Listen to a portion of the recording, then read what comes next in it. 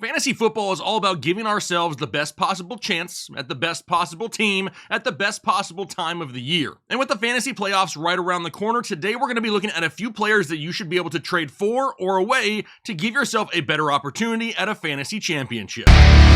Now, I could sit here and go through a couple players, a couple names, but honestly, we need to go deeper. Now, I could sit here and give you a couple names to either trade for or trade away, but I feel it's better off for us to go through each team and kind of look to see if there's any options that we should be paying attention to. We've done this format multiple times already this year, and the people absolutely love it, so let's do it again. Let's bring up the chart. Let's start alphabetical order, start at the top of the list with the Arizona Cardinals. Now, as of right now, there's not any names in Arizona that we're actively going for or trying to trade away. Now, James Conner probably would be a name if somebody's willing to part ways with him. I don't see a lot of people parting ways with a running back that's getting almost 20 touches a week, though. So let's move down to Atlanta, where we're going to watch Drake London, and let's be real, he's been touchdown dependent. He's had a touchdown in 5 of his last 7 games, so right now, his owners are absolutely cool. But he only has 1 game all year long with more than 75 yards receiving, and if he starts to go a couple weeks without scoring a touchdown, we're in some trouble. And I say that because there's a tough stretch of games coming up here soon where he faces Denver, has a bye week, and then faces the Chargers. And this is really the wrong time of year to have a touchdown dependent wide receiver with some difficult matchups heading in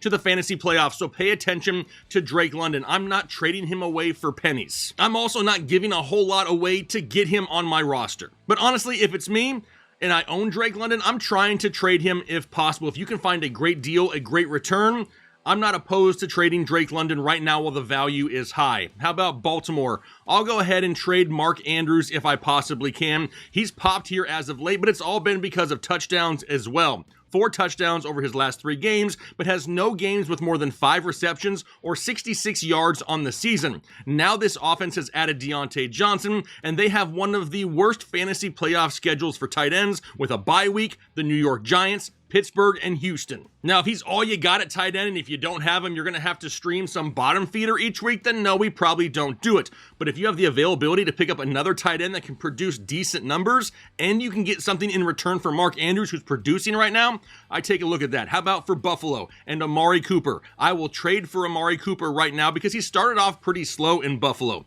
Right now, Keon Coleman and Khalil Shakir are doing great, but down the stretch, this offense is going to rely more on Amari Cooper. Don't forget, he just got to town. He hasn't played with Josh Allen before. He hasn't been a part of this offense before. It takes a little bit of time to get up to speed. And with a couple weeks of down production, now may be the time to buy low, and that window may close quickly. For Carolina, I'll trade away Chuba Hubbard because really, who knows who's going to be the quarterback for the rest of the season in Carolina. This team is bad, and obviously they're not playing for anything. Plus, we do not know exactly what's going to happen with rookie running back Jonathan Brooks here as of late. We all thought that he was nearing a return, then head coach Dave Canella says there's a chance he doesn't play this year. We really do not know what to expect from this team going forward, but what we do know is they are bad on offense and they don't score a whole lot of touchdowns. If they're constantly trailing and Bryce Young continues to start football games, it's not going to be great for Chuba Hubbard, plus they have a tough upcoming schedule here as well. The sell-high window is closing. As of right now, no one really in Chicago or Cincinnati, so we'll go down to Cleveland, and I'll trade away Cedric Tillman. He has been absolutely killing it ever since Amari Cooper left, but no team has a tougher rest-of-season schedule for wide receivers than the Cleveland Browns. They have 7 matchups against teams that allow the 10th fewest fantasy points per game to opposing wide receivers and a bye week. He's popped off. His value has definitely increased the past couple of weeks. Try to sell high if you can. Then we go down to Dallas and Jake Ferguson. And honestly, Dallas has looked pretty bad here as of late, and Jake Ferguson was one of the only top-tier tight ends that didn't really benefit from National Tight End Day this past weekend. But the volume is still there. He's averaging 7 targets a game. The Dallas running game sucks, and this defense is always allowing a lot of opponents scoring, which means Dallas is having to throw for all 4 quarters. Now after Dallas, we go down to Denver. No one really right there that we're looking for, but for Detroit, I'll trade away Sam Laporta, and I get it. He finally had a good game. Jake, why are we finally going to get rid of Sam Laporta when he had a good game? Well, he just had a season high in targets and receptions last week, and that's with Jameson Williams not in the lineup. Now Jameson Williams is scheduled to be out yet another week, and that keeps the sell high window open for Sam Laporta. Because what happens when Jameson Williams returns? Does it go back to the same thing we saw for the first 7 weeks of the season? It most definitely could. In an offense like Detroit right now that has a ton of options, Sam Laporta isn't relied upon weekly. Look at the usage of Amon-Ra St. Brown. Even his volume is down. If he's not even getting peppered with targets, neither is Sam Laporta. If he can put together a couple good games, you can sell him high if possible. Then we go down to Green Bay, and we're watching Jayden Reed, and his value is falling epically fast, but I am not convinced that he is just done for the year when it comes to fantasy football. Owners have already had enough, though, so if you can get him at a cheap price, it is worth it. Especially since it sounds like Jordan Love did not suffer a major injury. Jayden Reed went on a huge run the end of 2023. If he could do it in 2024 and you get him at a discounted price, I would look into it for sure. Now, after Green Bay, we go down to Houston. Try to get Nico Collins if you possibly can. I've been telling people this for weeks. Now, it sounds like he could be back next week, but there are going to be a lot of anxious and panicked owners out there that may not feel that they can wait any longer, and they need to make a move now. And given the fact that Stephon Diggs is now done for the year, we could be seeing a whole lot of Nico Collins the end of 2024. Then down to Indianapolis, I'm going after Josh Downs if I can get him. And really, I decided to go with Josh Downs over Michael Pittman just due to the back injury that Pittman is currently working through. But now that we know that Joe Flacco is the quarterback in Indianapolis, I love myself some Josh Downs. With Joe Flacco earlier in the year, Josh Downs averaged 10 targets a game, 8 receptions a game, 70 yards a game, and had touchdowns in 2 of the 3 games they played together. Now, his name value isn't overly high, so if he's somebody you can get in a trade, I definitely try to do it. For Jacksonville, trying to trade away Tank Bigsby. And really, it's for a couple different reasons. It's not just because Travis Etienne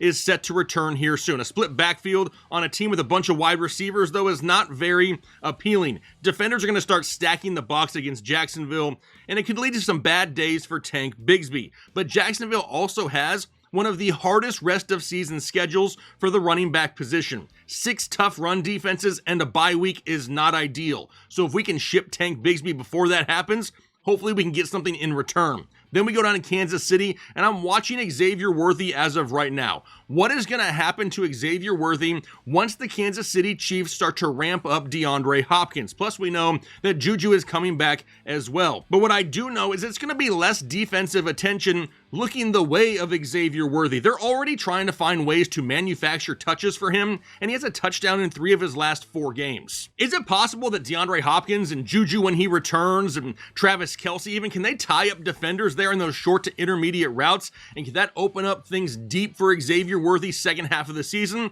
I believe it could. But let's go ahead and watch his usage here over the next week or two to see how much of a hit he takes due to the increase in DeAndre Hopkins' volume. For Las Vegas, no one really there. The Chargers, I'm watching Ladd McConkey right now, and I'm okay with trading away J.K. Dobbins. It never fails, but once a player has a big game, people just assume that is the new norm. And that's exactly what we saw this last week with Ladd McConkey. Nothing really changed for him last week. His target share didn't increase.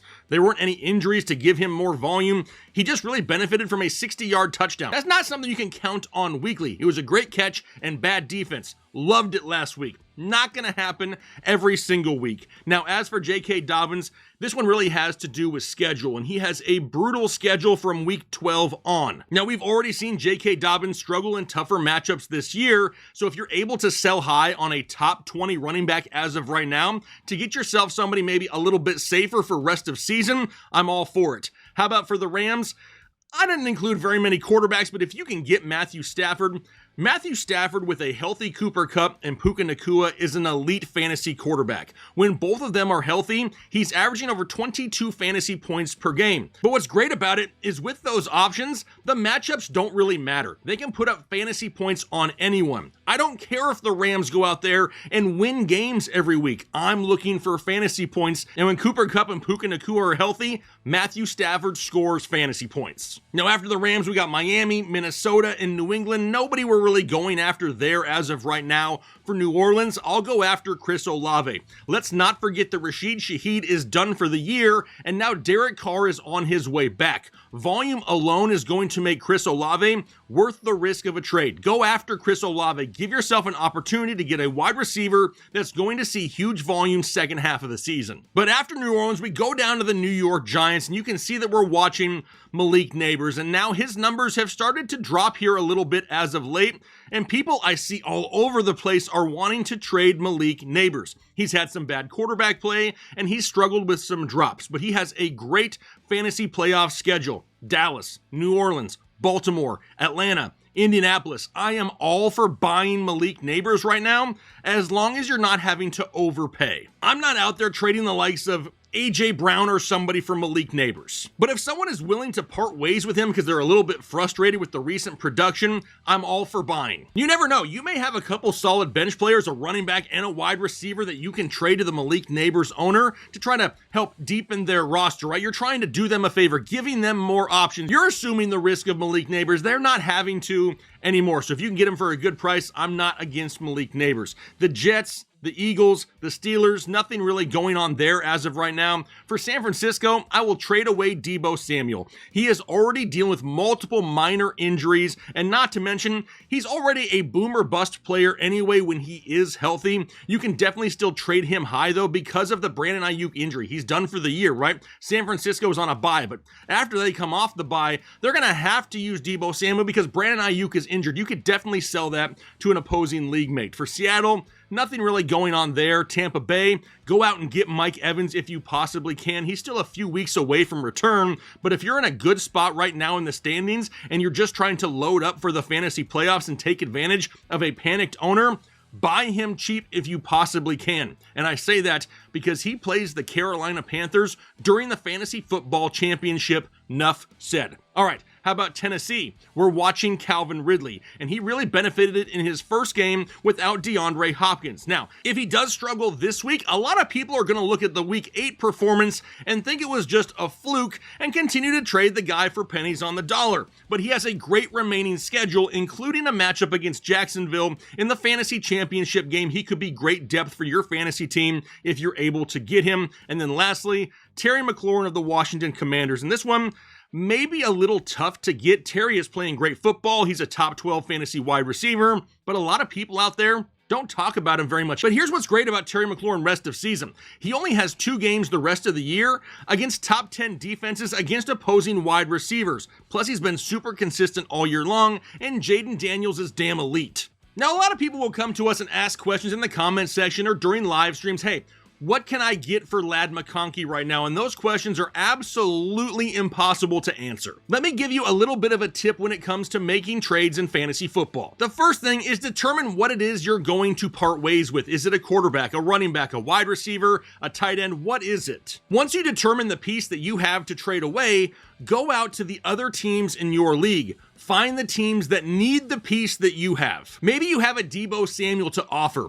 Go out there and find the teams that are in desperate need of a wide receiver. You then take a look at their roster, find out what they have an abundance of that could help your fantasy team. Maybe they're carrying 2 tight ends and the guy on the bench is just being wasted, but he's a stud. And you just so happen to need a tight end. That could be an option. Maybe they have added running back depth that they're just not playing each week and you are crazy decimated at the running back position. Try to find what it is that they have that you need. Then it's all about being a salesman. Don't just send over an offer and say absolutely nothing. Tell that player who you're sending the offer to exactly why they want the player that you're offering. Because more times than not, those who are the better salesmen are the ones that win more fantasy championships because they can fleece their league mates by getting stud players at a discounted price. So take this information, try to go out there and make a couple trades to end the 2024 season. Now, we also have a lot of people that are asking for rest of season rankings, but those are something that are a member perk. So if you're not currently a member of Headliner Nation, now is the time to become one. Hit the join button here just below the video. Not only are you going to get those rest of season rankings, you're going to get weekly flex rankings, kicker rankings, defense rankings, a weekly members only live stream, and access to Discord. So if that's something you're looking for,